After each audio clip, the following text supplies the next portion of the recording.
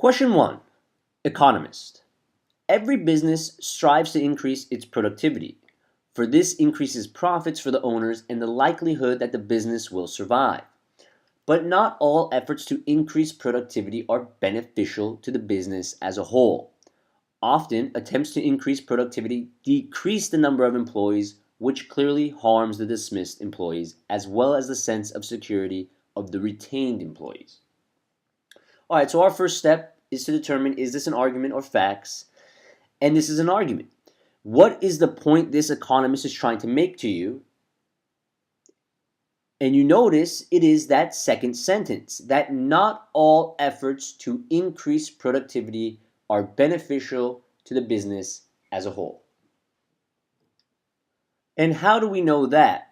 Well, it tells us that often attempts to increase productivity decreases the number of employees, which clearly harms the dismissed employees as well as a sense of security of the retained employees.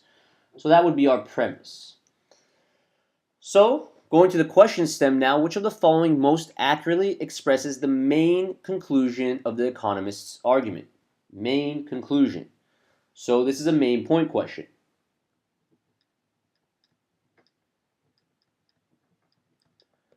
We've identified the conclusion is that not all efforts to increase productivity are beneficial to the business as a whole.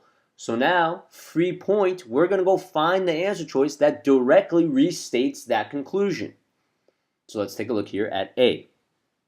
If an action taken to secure the survival of a business fails to enhance the welfare of the business's employees, that action cannot be good for the business as a whole. And is that a restatement of our conclusion? You notice clearly it is not. A does not even have to be true. We have nothing about whether it's enhancing the welfare of a business's employees. All we know is that not all efforts to increase productivity are beneficial to the business as a whole. And why? Because often attempts to increase productivity decrease the number of employees, which clearly harms the dismissed employees as well as a sense of security of retained employees.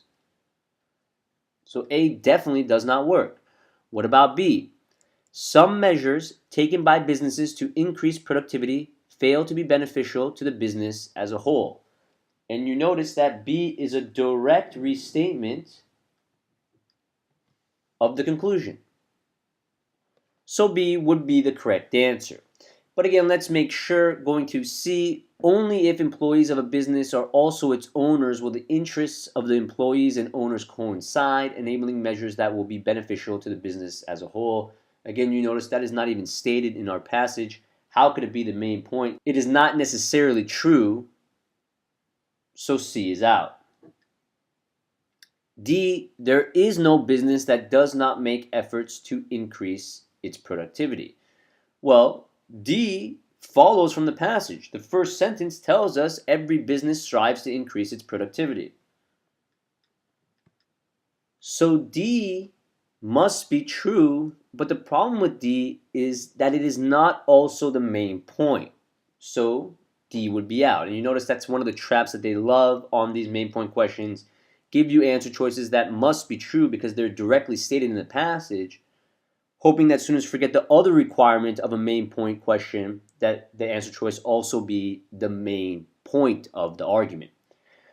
And lastly, checking E, decreasing the number of employees in a business undermines the sense of security of retained employees.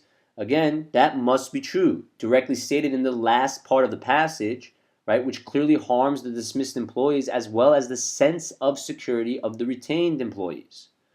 But again, that is our premise, not our conclusion, so E is out.